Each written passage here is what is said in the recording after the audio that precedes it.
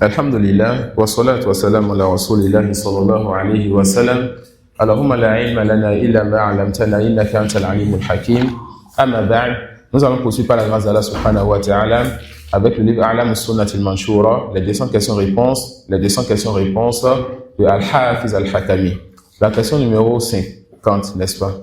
50. Ou bien 40, 50, non, tafadal. ما ضد التوحيد الربوبية واعتقاد متصرف مع الله عز وجل في أي شيء من تدبير الكون من إيجاد أو إعدام أو إحياء أو إماتة أو جلب خير أو دفع شر أو غير ذلك من معاني الربوبية أو اعتقاد منازع له في شيء من مقتضيات أسمائه وصفاته كعلم الغيب وكالعظمة والكبرياء ونحو ذلك. قال الله تعالى: ما يفتح الله للناس من رحمة فلا ممسك لها وما يمسك فلا مرسل له من بعده وهو العزيز الحكيم.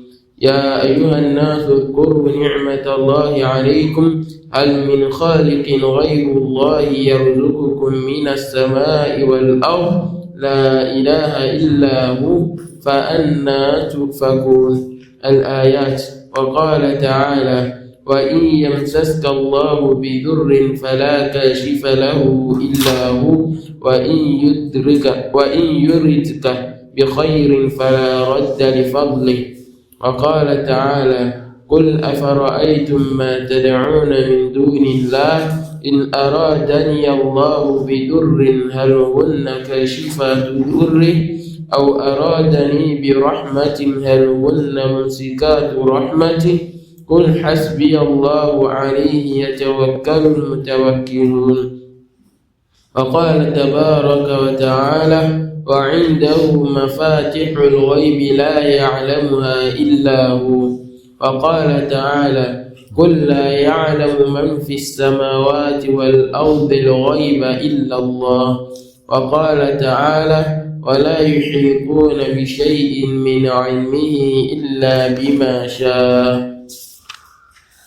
وقال النبي صلى الله عليه وسلم: يقول الله تعالى: العظمة إزاري والكبرياء ردائي فمن نازعني واحدا منهما أسكنته ناري.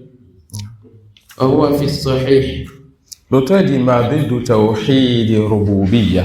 C'est quoi le contraire donc du Tawhid Rububiyya? C'est quoi le contraire donc du Tawhid de la Seigneurie? Il dit Huwa i'tiqad mutasarrif ma'a Allah fi ayyi shay'in min tadbir al-kawn min ijad aw i'dam. C'est le fait de penser, c'est le fait de croire qu'il y a quelqu'un en dehors d'Allah qui peut gérer quelque chose dans les affaires de la création. D'accord, quelqu'un qui peut faire tomber la pluie ou empêcher la pluie de tomber. Quelqu'un qui peut gérer les affaires de l'univers avec Allah subhanahu wa ta'ala ou bien en dehors d'Allah subhanahu wa ta'ala. Quelqu'un qui peut faire venir quelque chose ou bien empêcher quelque chose de venir dans les cieux ou sur la terre. Ou ihya'in ou imata. Quelqu'un qui peut donner la vie ou quelqu'un qui peut donner la mort. Voilà pourquoi lorsque Ibrahim alayhi salam a débattu avec ce roi, il a dit: mon Seigneur, c'est celui qui donne la vie et la mort. L'autre a dit: je donne aussi la vie, je donne la mort. Il fait venir donc deux personnes, il donne l'ordre de tuer un et il donne l'ordre de libérer l'autre. Il dit donc: j'ai tué un, j'ai donné la vie à un et j'ai donné la vie à l'autre. Alors Ibrahim alayhi salam, qui ne veut pas perdre son temps dans le débat, il dit: moi, mon Seigneur, il fait venir le soleil du levant, fait le donc venir du couchant, et cette personne n'avait plus d'argument donc dans ce débat. Il dit: Aw jalbi khayrin aw daf'i dur.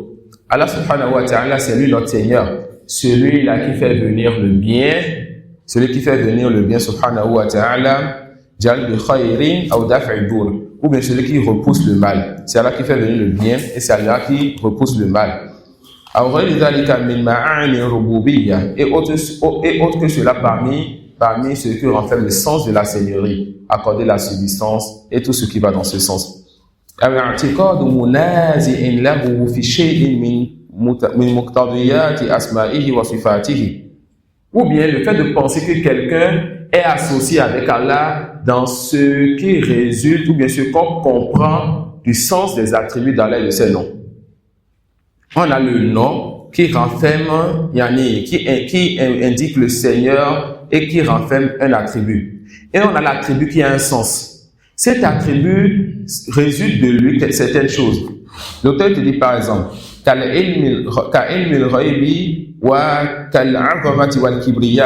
comme le fait qu'Allah subhanahu wa ta'ala, il soit al-alim, celui qui a, c'est le savant. Donc il a l'attribut de al-ilm, la science. Résulte donc de cela qu'Allah subhanahu wa ta'ala est le seul, ou bien soit le seul qui connaisse l'invisible. Celui qui prétend qu'il y ait parmi les créatures quelqu'un qui connaît l'invisible, que seul Allah connaît, cette personne aura donné un associé à Allah dans quoi? Dans les noms et attributs et dans la seigneurie aussi. Et cette personne aura aussi associé dans l'adoration quand ils vont adorer ces gens-là. Et la même chose pour la grandeur. Quelqu'un qui pense que il y a quelque chose, mais quelqu'un a la grandeur d'Allah subhanahu wa ta'ala, ou bien al-kibriya. Al-kibriya, comment ils se traduisent en français? Ils disent orgueil. Orgueil. Donc, l'orgueil est un attribut particulier, un attribut d'éloge pour Allah, car c'est lui le grand, le seul qui peut se mettre au-dessus de tout. Et c'est un attribut qu'Allah ne permet donc à personne d'autre en dehors de lui, subhanahu wa ta'ala. Et parmi les versets que l'auteur a cités, la parole d'Allah, Ma yaftahillahu linnasi min rahmatin fala mumsika laha. Lorsqu'Allah fait miséricorde à ses serviteurs, aux gens, personne ne peut retenir donc la miséricorde d'Allah. Si Allah veut faire miséricorde à un serviteur, personne ne peut donc retenir cette miséricorde. Wa ma yumsik fala mursila lahu. Et quand Allah ne veut pas faire du bien ou de miséricorde à quelqu'un, qui peut donc donner du bien à cette personne-là? Fala mursila lahu min ba'di wa huwa al-azizul hakim. Subhanallah. Il te dit que c'est lui, lorsqu'il veut faire miséricorde à quelqu'un, personne ne peut le retenir. Et lorsqu'il ne veut pas donner à quelqu'un, personne ne peut donner. Et c'est lui, Al-Aziz, personne ne prend le dessus sur lui. Al-Hakim, il place chaque chose à sa place. Donc personne ne peut retenir le bien qu'il veut faire ou bien le mal. Personne ne peut donner le mal qui l'empêche, car c'est lui, Al-Aziz, il prend le dessus. Et il donne le bien à celui qui mérite et il empêche le mal. Il ne donne pas le bien à celui qui ne mérite pas cela, car c'est lui, Al-Hakim. Les noms d'Allah qui viennent dans les versets sont en fonction des contextes. يا أيها الناس اذكروا نعمة الله عليكم هل من خالق غير الله يرزقكم من السماء والأرض لا إله إلا هو فأنى تؤفكون. Allah dit donc aux gens, rappelez-vous des bienfaits de votre Seigneur sur vous. Rappelez-vous donc des bienfaits de votre Seigneur sur vous. Est-ce qu'il y a en dehors d'Allah, est-ce qu'il y a en dehors d'Allah donc un créateur qui vous accorde la subsistance dans les cieux et sur la terre? Nulle divinité ne mérite l'adoration en dehors de lui. Comment pouvez-vous être détourné de tout ceci?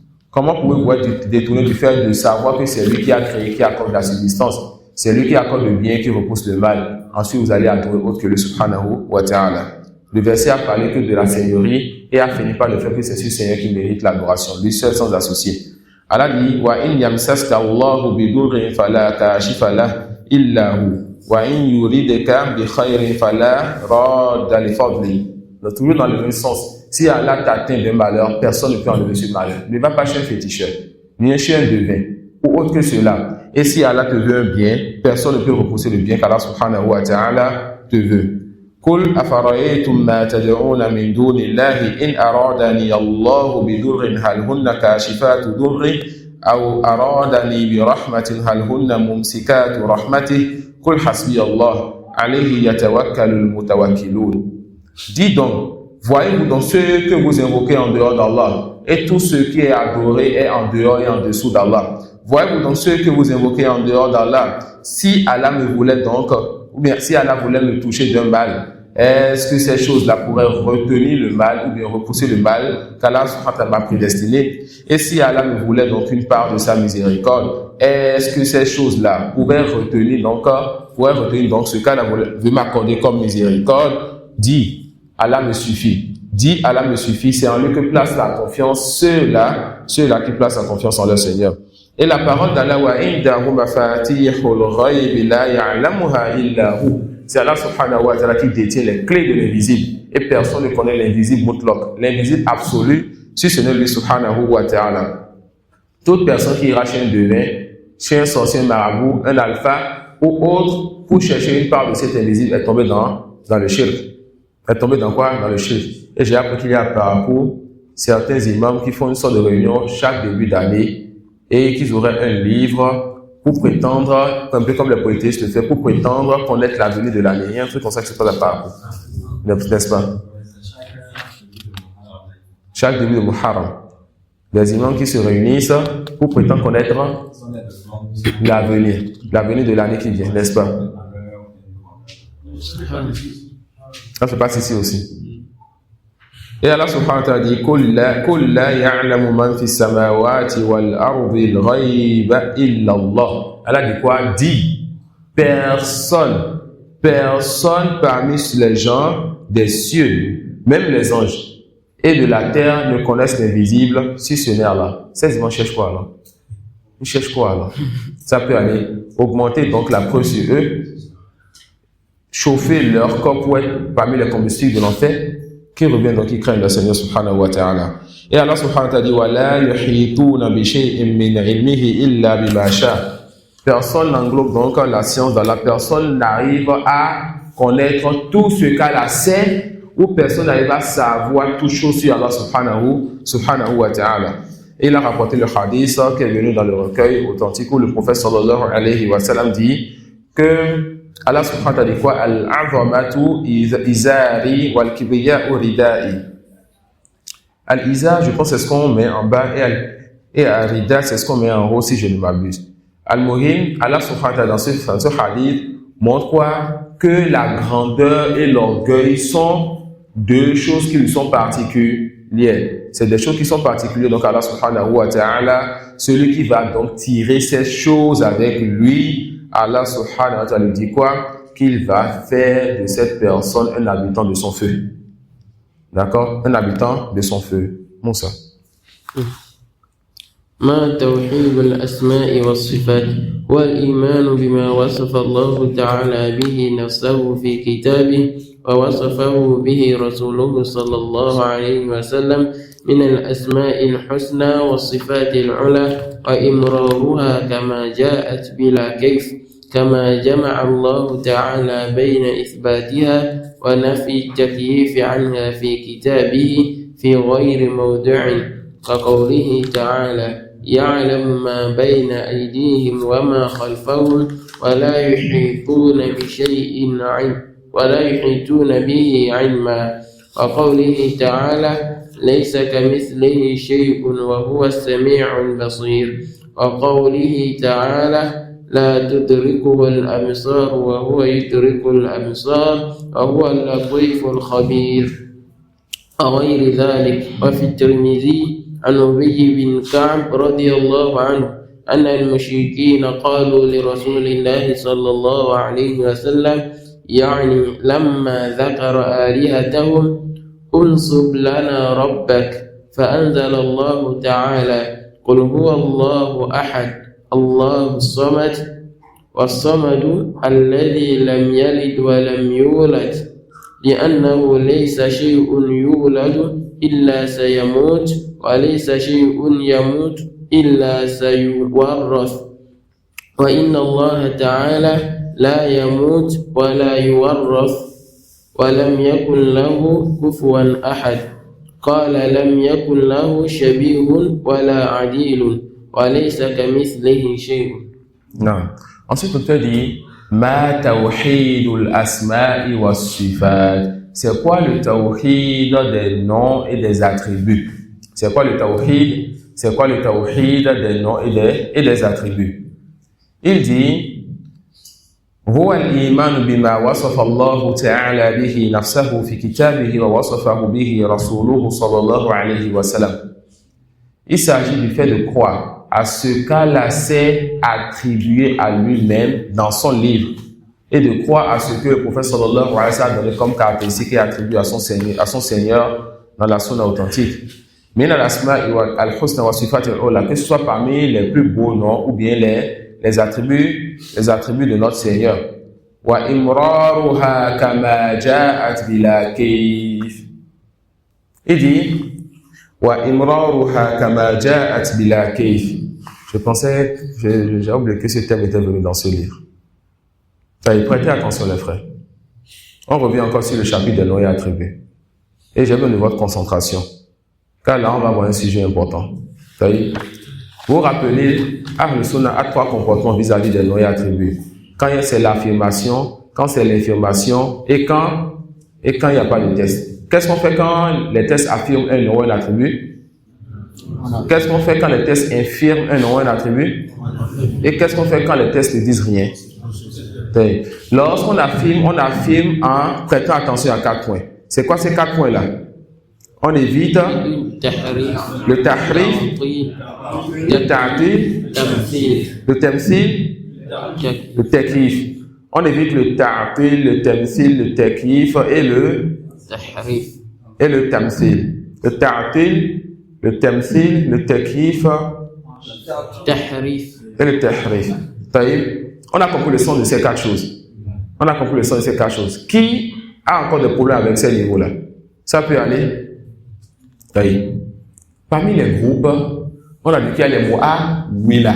C'est que les mu'awwila, ceux qui font le ta'wil. C'est quoi le ta'wil? Lorsque le texte vient, ils vont dire, ils ont une règle de base. Ils vont dire zawahirul nususi ghayru murad. Le sens apparent des textes n'est pas voulu. Ça, c'est une règle de base chez les mu'awwila. D'accord? Ça peut aller. Ils vont dire, c'est pour ça que le mot ta'wil chez eux, on a écrit ça un sens contemporain, vous vous rappelez? Et le sens contemporain, c'était quoi? Le ta'wil chez eux, wa sarful lafzi an zahirihi. C'est le fait, le ta'wil, c'est le fait de donner au texte un sens contraire au sens, ou bien un sens autre que le sens apparent. Le ta'wil chez eux, ils vont dire que c'est le fait de donner au texte un sens autre que le sens apparent du texte. Pourquoi chez eux le ta'wil, avec cette définition, est une bonne chose? Parce qu'ils ont une règle de base. Zawahirun nusus ghayru murad. Le sens apparent des textes n'est pas voulu. Alors qu'est-ce qu'il faut faire? Il faut faire le ta'wil. Et le ta'wil est une bonne chose chez eux avec ce sens-là. Ça suit? Le ta'wil chez les innovateurs, c'est quoi? Ça veut dire quoi? Le fait donc de donner au texte un sens autre que le sens apparent. Le fait de donner au texte un sens autre que le sens apparent. Car chez eux, tu dois toujours changer le sens apparent parce que la règle de base dit le sens apparent des textes n'est pas voulu. Pourquoi le sens apparent des textes n'est pas voulu chez eux? Vous allez voir, à chaque fois on est en train d'aller dans le dark. On est en train d'aller un peu plus en bas pour toucher les fondements. Ça suit? Pourquoi le sens apparent n'est pas voulu chez eux? Parce qu'ils vont te dire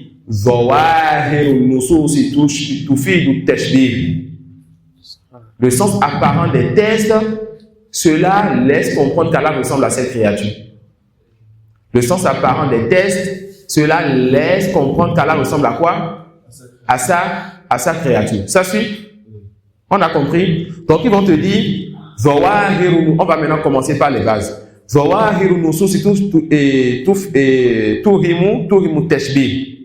Donc, le sens apparent des textes, cela renferme ou bien laisse comprendre du tashbih. Le tashbih, c'est quoi? La ressemblance entre Allah et ses créatures. Donc, comme le sens apparent des textes laisse comprendre le tashbih, on va monter petit à petit. Ils vont dire quoi? Le sens apparent des textes n'est pas voulu. Alors, qu'est-ce qu'il faut faire? Il faut faire le ta'wil. Ils vont dire, il faut faire quoi? Il faut faire le ta'wil. Et c'est quoi le ta'wil? Sarfun nas an zahirihi. Le fait de faire quoi? Le fait de changer le sens apparent et de lui donner un autre sens. Et voilà comment ils vont permettre le ta'wil.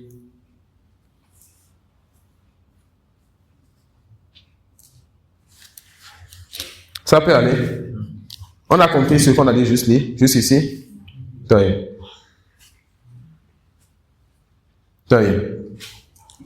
Voilà ce qu'ils disent de base. À cause de ça, ils veulent faire le ta'wil. On a un deuxième groupe. Ce groupe-là, les mu'awwila là, c'est ceux qu'on appelle les khalaf. Là, on veut parler des thèmes qui leur sont propres. Eux-mêmes, ils s'appellent les khalaf, c'est-à-dire ceux qui contredisent les salafs. Et quand on dit salaf ici, mettez salaf entre parenthèses, on ne parle pas de nos salafs. Dans cette assise, le mot salaf, quand je le dis là, oubliez les salafs que vous connaissez et les salafis. On a les salafs qui sont le prophète Abou Bakr et ses compagnons et nos imams de bien. Et nous, on est des salafis, donc on suit ces gens dans ce qu'ils font. Eux, ils sont des khalaf et ils ont des salafs. Eux, les salafs, ce n'est pas nos salafs. Et eux, ils sont khalaf, donc ils contredisent leurs salafs. Ça peut aller? Donc, quand il dit salaf ici, c'est d'autres personnes qu'on parle. On peut continuer. Les khalaf, c'est eux les mu'awwila. C'est ceux-là qui disent le sens apparent des textes n'est pas voulu. Alors qu'est-ce qu'il faut faire? Il faut changer le sens apparent. Les fondements des khalaf, c'est ça que le salaf avait. Les salaf aussi disaient le sens apparent des textes renferme le tashbih. On comprend tout ce sens du mot tashbih, n'est-ce pas? Le sens apparent des textes renferme le tashbih. Alors, qu'est-ce qu'il faut faire? Ils vont dire le sens apparent des textes n'est pas voulu. Ces deux niveaux-là, les khalaf avaient ça. Mais les khalaf, le troisième niveau, c'était quoi? Il faut faire le ta'wil. Comme le sens apparent n'est pas voulu, il faut changer ce sens. Non, les salaf ont dit le sens apparent des textes renferme le tashbih. Alors, ils vont dire quoi? Que le sens apparent des textes n'est pas voulu. Juste là, on comprend. Troisième niveau, les salaf disaient, alors, nous ne connaissons pas le sens apparent et ceux-là la connaissent. On les appelle les mufawwida. Les mufawwida. Ça peut aller. Les mufawwida, c'est qui alors? C'est des gens qui disent, on est convaincu que le sens apparent des noms attribués dans le Coran, ce n'est pas le sens qu'Allah veut. C'est quoi le sens qu'Allah veut alors? Il dit, seul Allah sait, nous ne le savons pas. Ah ouais, donc eux, ils jouent à la piété. Et ils sont très dangereux parce qu'ils vont te dire que c'est eux qui sont sages, qui ne parlent pas sans science. Ils ont déjà parlé sans science, ils ont refusé le sens apparent des textes. D'accord? Ils disent quoi? Le sens apparent des textes n'est pas voulu. Mais nous ne connaissons pas le sens réel des textes. Les khalaf ont dit quoi? Non. Ceux qui sont venus par la suite ont dit non, comme les Ash'ari. Ils ont dit non, nos pieux prédécesseurs, nos salaf, ils avaient quoi? Ils avaient de la crainte d'Allah et de la piété. Et ils avaient pris une voie sur laquelle ils étaient préservés des troubles des fitanes. C'est quoi cette voie-là? Le fait de dire, quand Allah dit Ar-Rahman wa al-Arsh istawa, les salaf vont dire le sens de stawa, nous ne connaissons pas. Et seul Allah connaît le sens. Waja'a Rabbuk, et ton Seigneur est venu. Le sens de Waja'a Rabbuk, les salaf disent nous ne connaissons pas et seul Allah connaît. Ils font le tafwidul ma'na. Ils disent c'est Allah seul qui connaît le sens. Alors les khalaf, donc les Ash'ari vont dire ceux-là craignaient Allah avec de la piété et étaient sur une voie bonne. Mais nous les khalaf, on a plus de compréhension de sens que les salaf. Voilà pourquoi nous on va dire quoi? Le sens apparent n'est pas venu. Et Ar-Rahman wa al-Arsh istawa wa ja'a Rabbuk, ils vont dire le sens apparent de ces deux textes n'est pas voulu. Mais nous connaissons le sens. C'est quoi ce sens? Istawla. Ils vont pas dire c'est élevé sur le trône, mais il a fait quoi? Il a conquéri le trône. C'est pas ton Seigneur qui vient, c'est son ordre ou son ange qui vient. C'est pas ton Seigneur qui descend, c'est son ange qui descend. Vous avez compris la différence entre ces deux groupes? Ils ont les mêmes bases, ensuite ils se sont lâchés quand ils ont fini de prendre les mêmes racines. On a compris cela? Ça y est. Comment on va les réfuter? Comment on va les réfuter? On commence en disant que chaque groupe a une part de vérité et une part de faux. Quant aux salaf, ils ont menti en disant que le sens apparent n'est pas voulu. Et ils ont dit vrai en disant qu'ils n'ont pas de science. Alors ils se taisent. Si seulement ils s'étaient tués sur tous les sujets. Et quant aux khalaf, ils ont dit vrai en disant quoi? En disant que les salaf n'avaient pas de science. Mais ils ont menti en détournant les textes du sens réel et du sens qui est voulu auprès d'Allah. Alors, est-ce qu'il y a un seul verset dans le livre d'Allah dont le sens est ignoré de tout le monde. Bien sûr.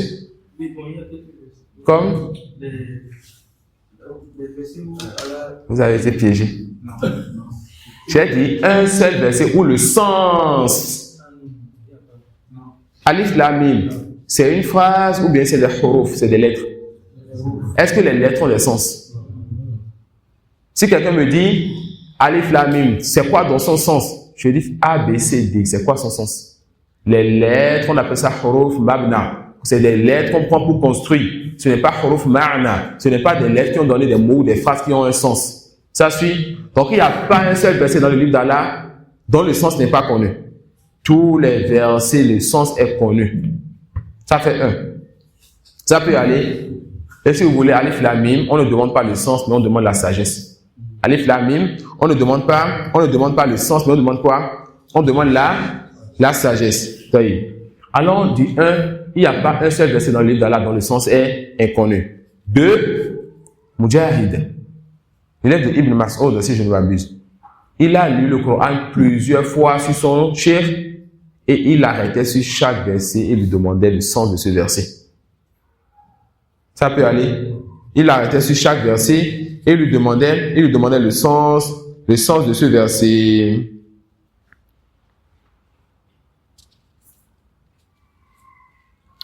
Ensuite, on avait vu la dernière fois, c'est quoi la vraie définition du mot ta'wil chez les anciens.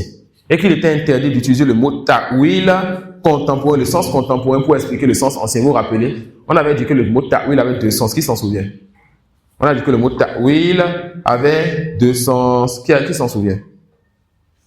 Ici. Moussa? Il y a tafsir. Il y a tafsir. Et aqiqatu shay. Ou bien haqiqatu shay. Non.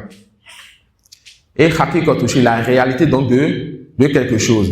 La réalité donc de quelque chose. Alors, on va prendre les deux sens réels et le sens et on va voir. Quand Allah subhanahu wa ta'ala il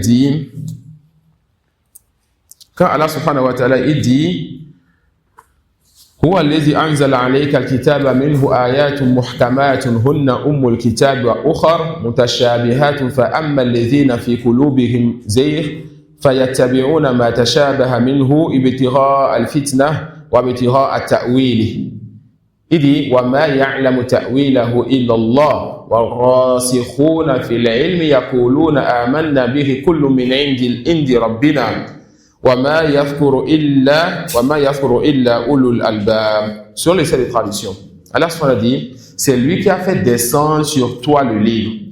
Il s'y trouve des versets sans équivoque, des versets qui sont des muhkamat, qui sont la base du livre. Donc dans le Coran, il y a des versets qu'on appelle les muhkamat, des versets sans équivoque. Et ces versets sont quoi? La base même du livre. Il dit, et d'autres versets qui peuvent prêter à des interprétations diverses. Donc on a deux types de versets dans le Coran. Des versets sans équivoque qui sont la base du livre et des versets qui peuvent prêter à diverses interprétations. Ça peut aller. Comment se comporter quand on voit des versets sans équivoque et des versets qui peuvent prêter à diverses interprétations?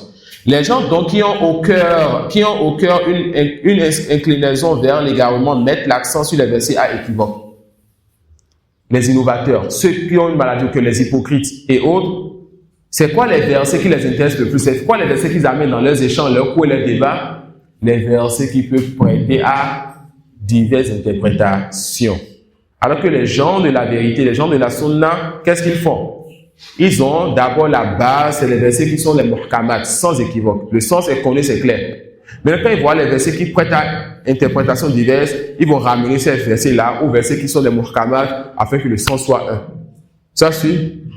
Allah dit, selon les sept de tradition, les gens donc qui ont au cœur une inclinaison vers l'égarement mettent l'accent sur les versets à équivoque, cherchant la dissension en essayant de leur trouver une interprétation.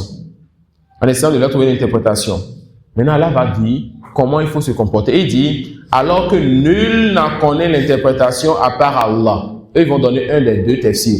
Ils disent ici, selon les sept de tradition, alors que nul ne connaît l'interprétation des versets qui prêtent à quoi? Diverses interprétations, si ce n'est Allah.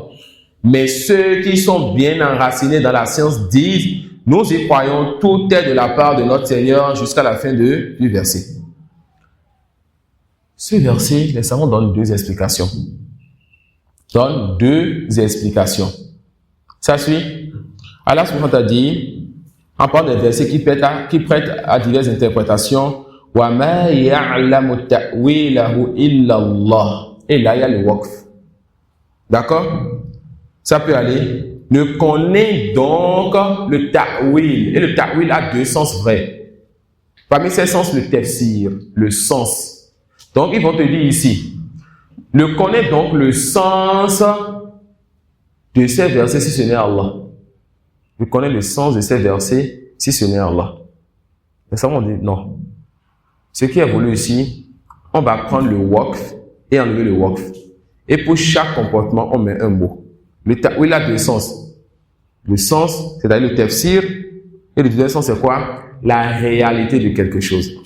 Suivez-moi très bien. Si on parle des versets du Coran, du sens des versets du Coran, alors on enlève le waqf. Quand on parle du sens des versets du Coran, on enlève le waqf. On dira quoi?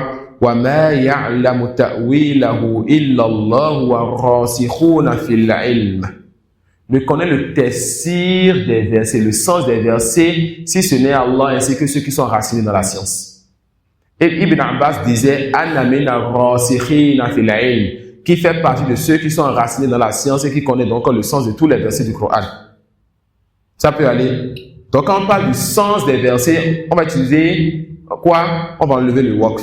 On dira ne connaît donc le sens des versets si ce n'est Allah ainsi que ceux qui sont enracinés dans la science. On a compris ça?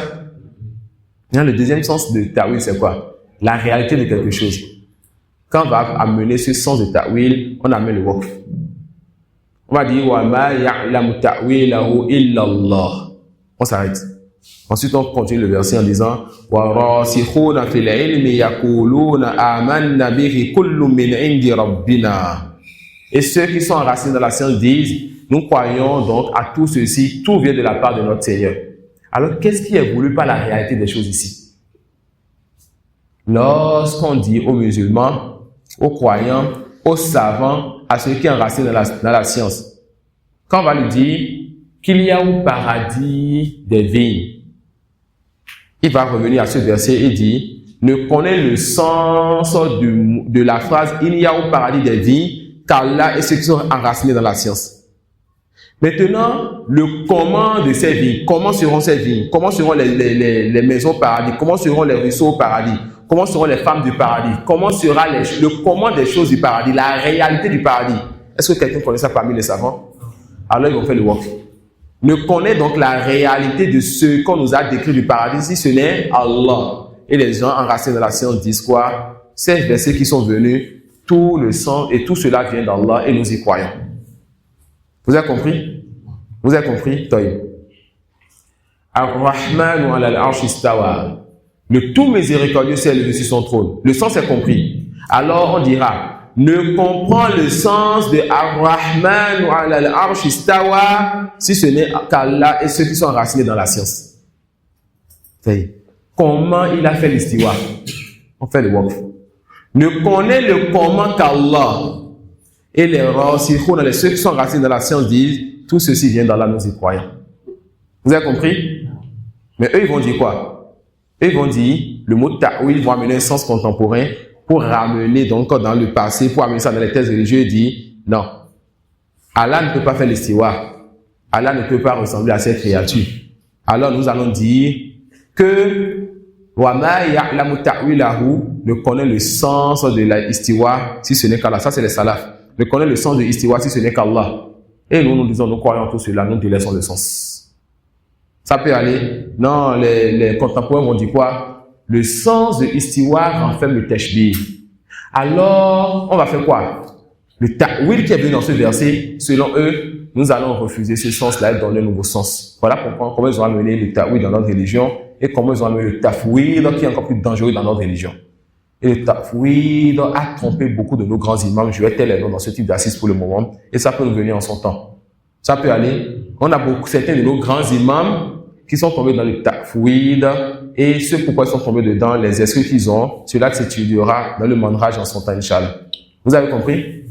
On a compris comment, quand on fait le waqf et quand on ne fait pas le waqf, et que le mot ta'wil contemporain ne rentre pas dans les textes religieux, et les deux sens réels du mot ta'wil, ça peut aller, les deux sens réels donc du mot ta'wil. Yanzi rabbuk, ton Seigneur descend. On dira quoi? Ne connaît donc le sens de ce hadith, si ce n'est qu'Allah les gens enracinés dans la science. Comment il descend? Ne connaît donc le comment qu'Allah subhanahu wa ta'ala. Et en arabe, le sens, on va utiliser le tafsir, le mot ta'wil. En arabe, le comment, la réalité de la chose, on utilise le mot ta'wil. Et Ahlus n'a pas de point avec cela. Et vous savez ce qui a amené tous ces gens-là, ces innovateurs, à se tromper sur un tel sujet. Ils ont les mots awila et les mots fawida. On a déjà vu ça. Ils n'ont pas compris la règle du code mushtarak ou code mumayyiz al-fariq. Cette règle qu'on a vu l'année passée, qu'on a revue cette année. Ils n'ont pas su que quand Allah subhanahu wa ta'ala dit Ar-Rahman wa al-arsh istawa, ou bien ja'a rabbuk, ou bien yanzilu rabbuk, quand le prophète dit cela, ils n'ont pas compris que le mot stawa, le mot ja'a, le mot yanzilu a un sens dans la tête. Et quand on va rattacher cela maintenant à Allah, ça prend la perfection, ça prend les attributs, ou bien c'est selon celui à qui on rattache cela. D'accord? Ça peut aller. Tout le monde a compris ce qu'on a dit juste ici. Revenons à la parole de l'auteur. L'auteur dit alors, il dit,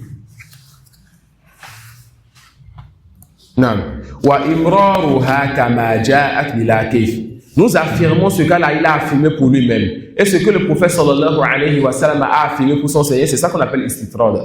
On voit un mot, et on quitte ce mot pour ramener certains fondements et certaines choses qui ont rapport avec ce mot, et on revient encore sur ce mot-là. Et Cheikh Al-Islam va vous faire cela sur des dizaines et des dizaines de pages. Quand vous ne prenez pas des fondements, vous vous embrouillez dans ces livres. D'accord? Donc il dit quoi? Nous allons affirmer ce qu'Allah il affirme pour lui-même, ce que son messager affirme pour son Seigneur. Wa imraruha kama ja'at. Ils vont dire que cette phrase-là est une preuve chez les salafs, chez l'imam là. Et un bon nombre de nos savants anciens, l'imam Ahmad et bien d'autres, utilisaient le thème là. Imraruha kama ja'at. Ils vont dire alors ça veut dire quoi? Que les anciens imams et que nos salafs faisaient quoi? Ils lisaient les textes des noms et attributs et ils ne rentraient pas dans le sens de ces noms. Ils n'expliquaient pas le sens.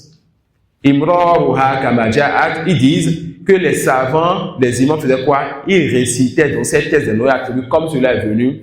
Ils ne rentraient pas bila kayfa, sans rentrer dans le comment. Et ça a trompé des jeunes. Ça a trompé des jeunes qui ont dit non. Moi, je ne veux pas rentrer dans vos affaires de Stawa, Jah, Anzaron. Et des gens, même à notre époque, sont rentrés dans le mal du tafwid.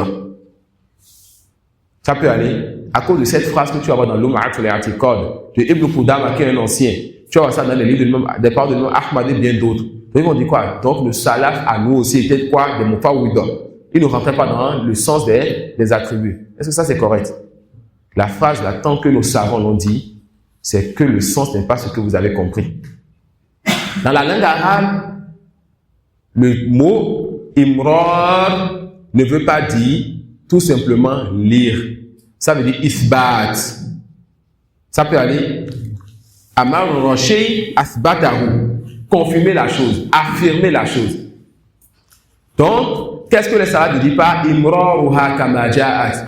Nous confirmons, nous affirmons ces attributs comme cela est venu, avec le sens alors. Comment on sait que c'est avec le sens qu'ils affirmaient cela? Car le mot imrar, ça renferme le fait que tu acceptes le sens que la chose t'apporte. Car tu ne peux pas accepter que ton Seigneur te dise que ce Coran guide vers le bien. Et que ce Coran est éloquent. Et que ce Coran est clair. Et que tu me dises que ce Coran, les meilleures choses sont dans ce Coran. Donc, les attributs de ton Seigneur qui font partie des meilleurs versets, soient sans sens. Qu'Allah t'apporte un Coran éloquent, qui guide vers le bien, qui est clair. Et que les versets qui parlent de lui, que tu dois adorer, tu ne comprennes pas ces versets. Cela n'est pas correct. Donc, imraruha kama ja'at, on récite ces versets avec le sens qu'on comprend de ces versets. Et on va encore ajouter et confirmer cela en disant, quand les salafs disent, bila kayf.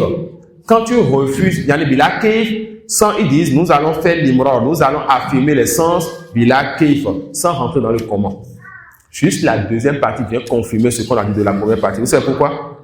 Je vous dis que j'ai fait un voyage dans une forêt, dans un pays qu'on appelle le Zabagistan.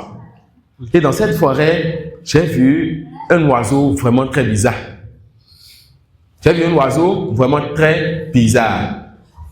Et je vous dis, mais ne me demandez pas le comment de cet oiseau. Ça suit? Dites-moi donc. Dans ma phrase, vous avez compris le mot oiseau? Si vous n'avez pas compris le mot oiseau, je ne vais pas vous interdire de demander le comment. Ou bien si je n'avais pas interdit cela, que je vous dis, j'ai vu un oiseau très bizarre, et que vous me dites comment est cet oiseau, ça veut dire que vous avez compris le sens du mot oiseau.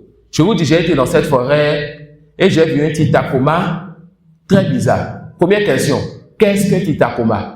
Je vous le dis, comment est-il? Alors, celui qui dit, on ne rentre pas dans le comment, est celui qui a déjà affirmé le sens. Ça suit? Alors, nous disons, oui, c'est la parole de nos salafs, et le sens est clair, ce n'est pas donc une preuve pour justifier le tafwid. D'accord? Donc, même dans les livres de nos savants, ils vont vous dire, l'imam Ahmad a dit, Ibn Qudama a dit, tel savant a dit, alors arrêtez de rentrer dans Ar-Rahman al-Arsh istawa. Le istawa, c'est le sens de ceci. Arrêtez de rentrer dans Ja'arab. Non. Les salafs ont dit, faut pas rentrer dans le comment. Les salafs ont dit, imraruha kama ja'at. Les salafs ont dit, et Allah a dit, wa ma ya'lamu ta'wiluha illa Allah. Ça peut aller, ils vont dire, alors il faut faire le tafwid. D'accord? Il faut faire quoi? Il faut faire le tafwid. Donc prenez garde donc à ces choses-là. Et on reviendra encore sur ceci en détail. On va voir encore d'autres thèmes qui sont pour ceci. Ça nous permet d'étudier sur place ou en ligne le livre bénéfique, le Mu'atul I'tiqad de Ibn Qudama, rahmatullahi alayhi. Donc l'auteur a rappelé que nous affirmons pour Allah ce qu'il a affirmé pour lui, sans rentrer dans les 4 choses qu'on a déjà étudiées. Il va apporter certains versets comme la parole d'Allah. يَعْلَمُ مَا بَيْنَ أَيْدِيهِمْ وَمَا خَلْفَهُمْ وَلَا يُحِيطُونَ بِهِ عِلْمًا. Allah sait ce qu'il y a devant eux et ce qu'il y a derrière eux, et les gens n'englobent rien de la science d'Allah subhanahu wa ta'ala. D'accord, ici Allah il affirme la science, et la parole d'Allah laysa kamithlihi shay'un wa huwa as-sami'ul basir. Et la parole d'Allah, rien ne lui ressemble, c'est lui l'audient, le clairvoyant. Il a cité d'autres versets, on en a vu assez dans Aqidatul Wasitiyya, on continue toujours de voir cela. Ensuite il dit ma dalilul asma'il husna min al-kitabi wa sunnah. C'est quoi donc la preuve des noms parfaits d'Allah dans le livre et la sunna? Il va citer parmi ces preuves, walillahi l'asma'ul husna fad'uhu biha. Allah, donc les parfaits noms, invoquez-le donc par ces noms. Wadharu alladhina yulhiduna fi asma'ihi. Et donc délaissez ceux-là qui al-ilhad ou al-khata'ul azim. Le mot ilhad, chez les anciens, voulait dire la grande erreur en croyance. Alors un innovateur pourrait être un mulhid dans les livres des anciens. Quand Cheikh al-Islam Taymiyyah vous dit al-hada fulan ou fulan al-mulhid, ou bien utilise le mot il-had dans ses textes, dans ses livres, il ne parle pas de l'athée. Il parle de celui qui a une grande erreur dans la croyance. Mais à notre temps, chez les contemporains, le mot il-had veut parler de qui? Des athées. Al-mulhid ou l'athée. Le mulhid, c'est l'athée. Mais chez les anciens, c'est celui qui a une grande erreur dans la croyance. Donc Allah subhanahu wa ta'ala dit que c'est lui qui a les noms les plus beaux, les plus parfaits. Délaissez donc ceux-là qui sont en train de dire du n'importe quoi sur ces noms. Et il dit قُلْ ادْعُوا اللَّهَ أَوِ ادْعُوا الرَّحْمَنَ أَيَّمَّا تَدْعُوا فَلَهُ الْأَسْمَاءُ الْحُسْنَى. Donc l'auteur a mis les versets ici pour justifier qu'Allah a les noms les plus parfaits, et il va amener aussi des versets pour justifier, n'est-ce pas, qu'Allah a les attributs les plus parfaits. Avant cela, il a apporté des versets pour montrer les noms d'Allah, parmi lesquels Inna Allaha kana aliman kabira. D'accord? Allah subhanahu wa ta'ala, il a la science, et Allah il est grand. Donc parmi les noms d'Allah subhanahu wa ta'ala, Al-Alim, Al-Kabir, Inna Allaha kana latifan khabira. Al-Latif fait partie des noms d'Allah, Al-Khabir fait partie des noms d'Allah. Innahu kana aliman qadira, Al-Alim, Al-Qadir.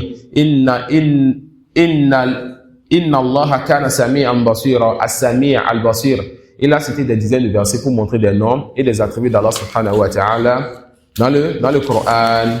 Ensuite, il dit, ma mithalul asma'il husna min sunnah. Il va apporter aussi des hadiths pour justifier les noms parfaits d'Allah subhanahu wa ta'ala dans la sunna. Ensuite, il va aborder un sujet important, et on va prendre ce sujet comme première chose qu'on fera dans ce livre, dans la prochaine assise, Inch'Allah. Il dit, على كم نوع دلالة الأسماء الحسنى. Il va maintenant rentrer dans les noms parfaits d'Allah et montrer ce que implique ce nom. On verra que tout nom d'Allah implique 3 choses importantes et c'est ça qu'on verra dans la prochaine assise. Wallahu a'lam wa subhanaka wa bihamdik ashhadu an la ilaha illa anta astaghfiruka wa atubu ilayk. Jazakumullahu khairan.